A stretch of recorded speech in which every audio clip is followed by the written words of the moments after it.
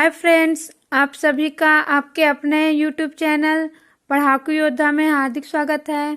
Friends, आज मैं आप सभी को अपनी इस वीडियो में छत्तीसगढ़ के बहुत ही महत्वपूर्ण योजना के बारे में बताने वाली हूँ, जो अभी 2020 में स्टार्ट किया गया है। ठीक है, इसके अलावा जो छत्तीसगढ़ में अभी इको एथनिक ट्राइबल रिसोर्ट बनाया जा रहा है, तो ये जो इको एथनिक ट्राइबल रिसोर्ट बनाया जा रहा है, इसे किस योजना के अंतर्गत बनाया जा रहा है और कहाँ कहाँ पर बनाया जा रहा है, इसके बारे में भी बताऊंगी। तो ये बहुत ही ज़्यादा इम्पोर्टेंट होने वाला है फ्रेंड्स। ये बहुत ही शॉर्ट वीडियो है, लेकिन आप सभी के आने वाले किसी भी एग्जाम्स में इन दोनों योजनाओं से डेफिनेटली कोई ना कोई क्वेश्चन ज़रूर पूछा जाएगा। तो चलिए फ्रेंड्स, मैं ये वीडियो स्टार्ट करती हूँ। तो सबसे पहले मैं आप सभी को बताऊंगी आज स्वामी आत्मानंद शासकीय इंग्लिश मीडियम स्कूल योजना। ठीक है, कौन सी योजना? स्वामी आत्मानंद शासकीय इंग्लिश मीडियम स्कूल योजना। जैसा कि आप सभी पहले नाम पढ़ रहे होंगे कि स्वामी आत्मानंद, तो ये नाम थोड़ा सा आध्यात्मिक जैसा है, लेकिन ये जो स्वामी आत्मानंद जी है, ये बहुत ही प्रतिभाशाली व्यक्ति थे और साथ ही इन्होंने आईएएस का एग्जाम जो है वो क्रॉस किया था और टॉप 10 में इनका नाम आया था। तब तो आप सभी समझ ही गए होंगे कि ये जो स्वामी आत्मानंद जी है वो बहुत ही शिक्षित व्यक्ति थे और साथ ही इनका अध्यात्म के क्षेत्र में, अहिंसा के क्षेत्र में बहुत ही अच्छा योगदान रहा है। तो आप सभी को मैं ये जो स्वामी आत्मानंद जी है इनके बारे में थोड़ा सा बता दे रही हूँ, जिससे आप सभी को इनके बारे में नॉलेज रहेगा, क्योंकि हमारे राज्य में इंग्लिश मीडियम स्कूल खोला जा रहा है। ठीक है, तो इनके बारे में आप सभी को पता होना ज़रूरी है।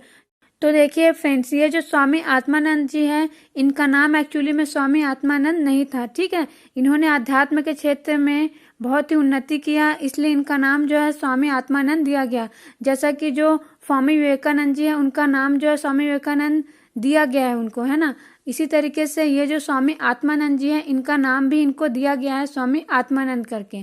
इनका रियल नाम है तुलेंद्र वर्मा। क्या नाम है? तुलेंद्र वर्मा। इनके पिताजी तो थे, वो क्या थे? एक शिक्षक थे। और इनका जन्म जो है, जो स्वामी आत्मानंद जी है, इनका जन्म जो है वो 6 अक्टूबर 1929 को रायपुर जिले में हुआ था।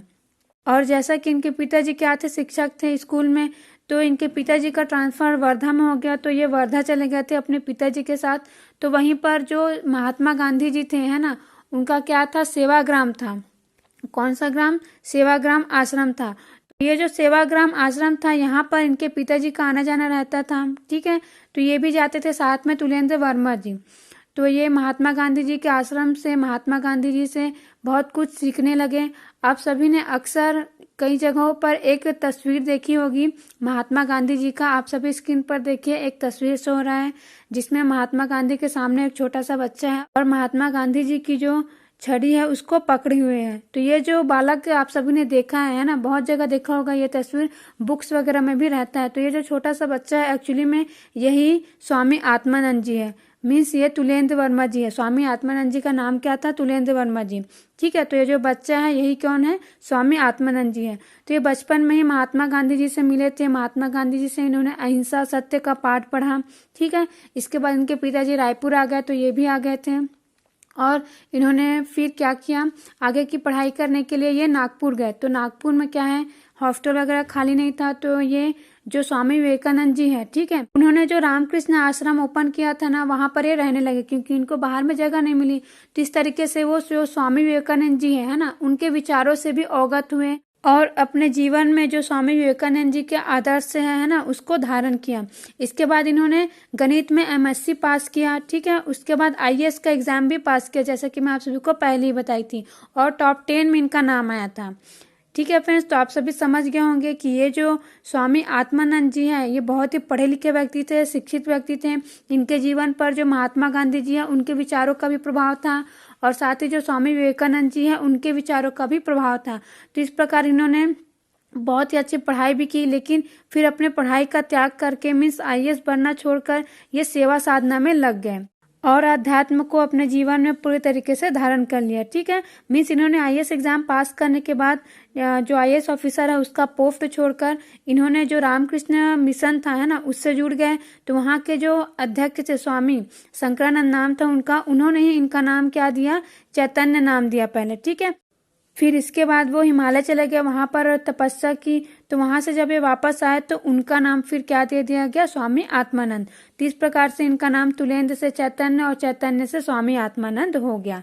ठीक है फ्रेंड्स, तो आप सभी इसको थोड़ा सा ध्यान में रखिएगा। देखिए फ्रेंड्स, मैं आप सभी को इनके बारे में इंट्रोडक्शन दे दी हूँ। ठीक है, अब मैं आप सभी को योजना के बारे में बताती हूँ, क्योंकि ये योजना आप सभी के लिए बहुत ही ज्यादा इंपॉर्टेंट है।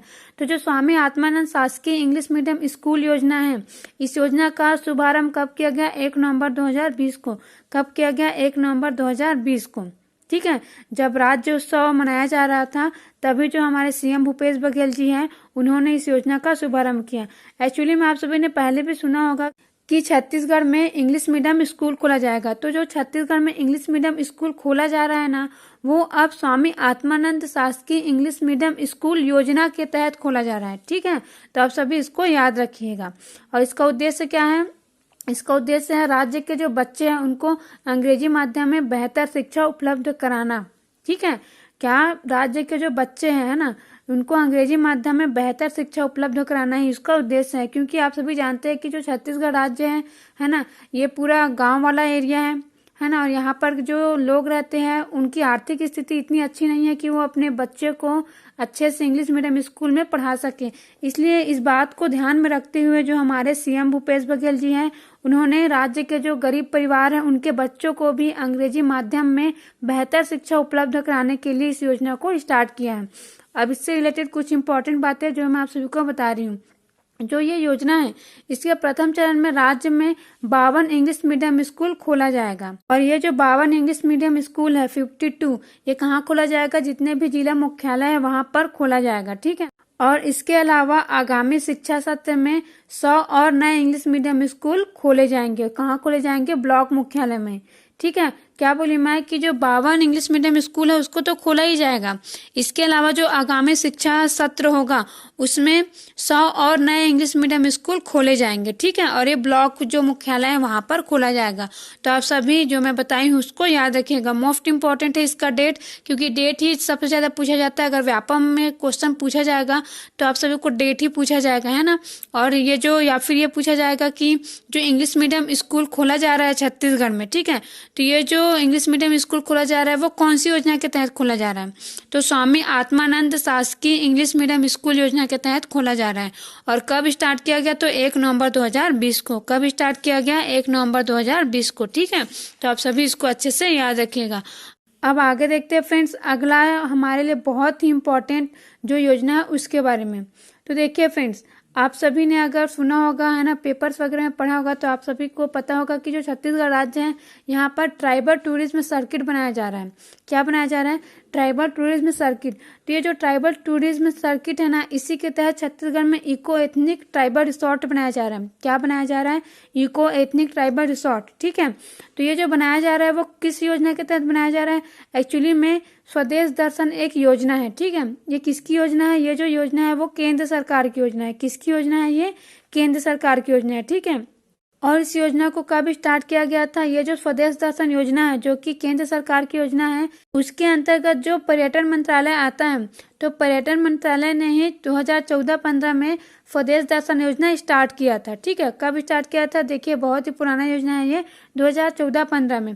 और इसका उद्देश्य क्या था, जो पर्यटन क्षेत्र है पूरे भारत में, है ना, उसको क्या करना, विकसित करना, साथ ही जो पर्यटन क्षेत्र है वहां पर रोजगार के अवसरों में वृद्धि करना इसका मुख्य उद्देश्य था। ठीक है, और इस योजना में क्या किया जा रहा है, इस योजना में जो थीम आधारित पर्यटन सर्किट्स हैं उसका विकास किया जा रहा है। ठीक है, अब थीम आधारित पर्यटन सर्किट्स मीन्स क्या, जैसा कि मैं आप सभी को अभी किसके बारे में बताने वाली हूँ, ट्राइबल टूरिज्म सर्किट। ठीक है, सर्किट मीन्स क्या होता है, परिपथ।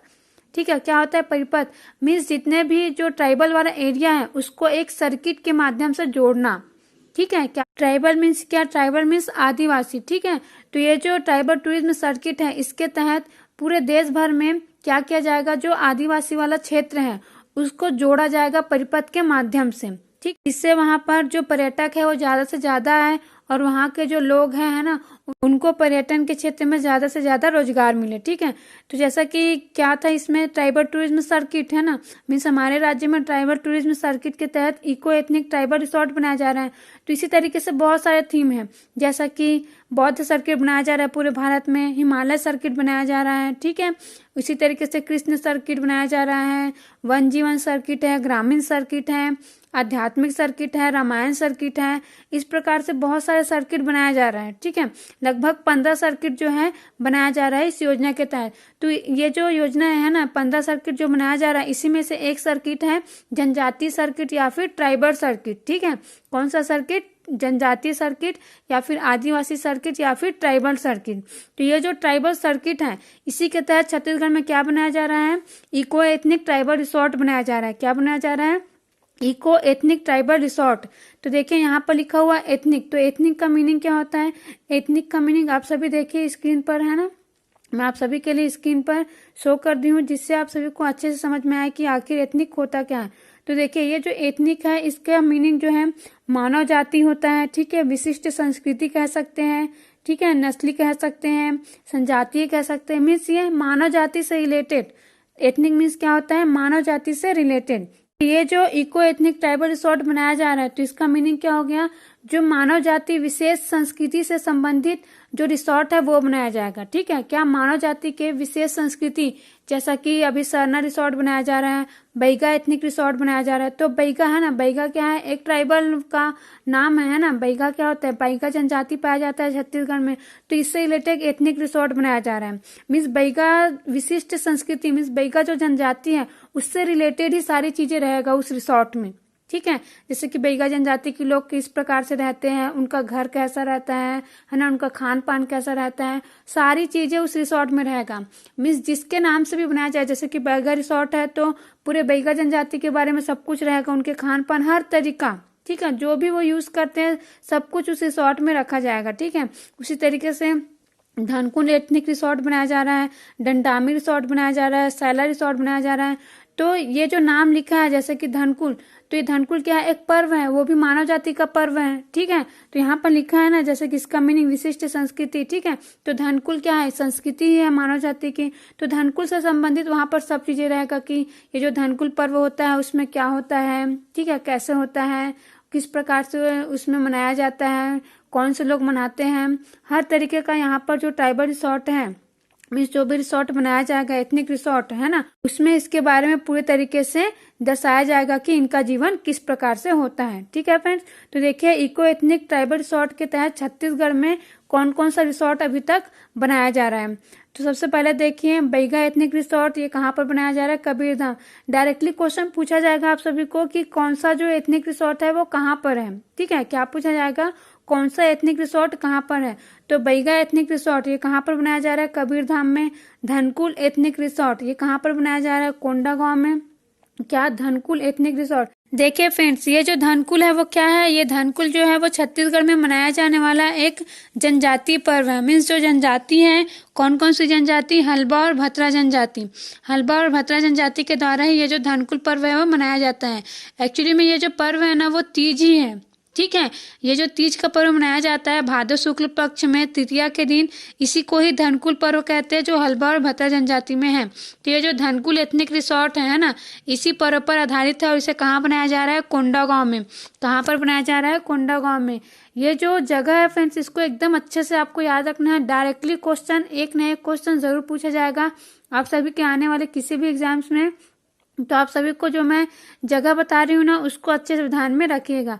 तो धनकुल एथनिक रिसोर्ट कहाँ पर बनाया जा रहा है, कोंडागांव में। डंडामी रिसोर्ट बस्तर में बनाया जा रहा है। सैला रिसोर्ट जो है वो सरगुजा में बनाया जा रहा है। कुर्दर हिल इको रिसोर्ट ये कहाँ पर बनाया जा रहा है, बिलासपुर में। डंडामी रिसोर्ट कहाँ पर बनाया जा रहा है, बस्तर में। ठीक है, सैला रिसोर्ट कहाँ पर बनाया जा रहा है, सरगुजा में। कुर्दर हिल इको रिसोर्ट कहाँ पर बनाया जा रहा है, ये बिलासपुर में बनाया जा रहा है। हरेली इको रिसोर्ट कहाँ पर बनाया जा रहा है, बारनवापारा में बनाया जा रहा है। ठीक है, देखिए हरेली क्या है, हरेली भी छत्तीसगढ़ का एक पर्व है। उसके बाद सरना एथनिक रिसोर्ट, कौन सा रिसोर्ट, सरना एथनिक रिसोर्ट। तो अगर आप सभी सरना नाम से भलीभांति परिचित होंगे तो आपको पता होगा कि जो सरना है वो एक्चुअली में एक देवी का नाम है। ठीक है, उराव जनजाति में जो सरना देवी है ना, उनकी पूजा की जाती है। तो जो देवी होती हैं उनकी सरना देवी उरांव जनजाति के लोगों की। तो ये जो देवी है इनके नाम पर ही सरना एथनिक रिसोर्ट बनाया जा रहा है जसपुर में। कहाँ पर बनाया जा रहा है? जसपुर में। और जसपुर में भी कहाँ पर बनाया जा रहा है? बाला छापर में। ठीक है, कहाँ? बाला छापर में। ठीक है, जसपुर में बाला छापर में जो सरना देवी मीन्स सरना एथनिक रिसोर्ट है वो बनाया जा रहा है।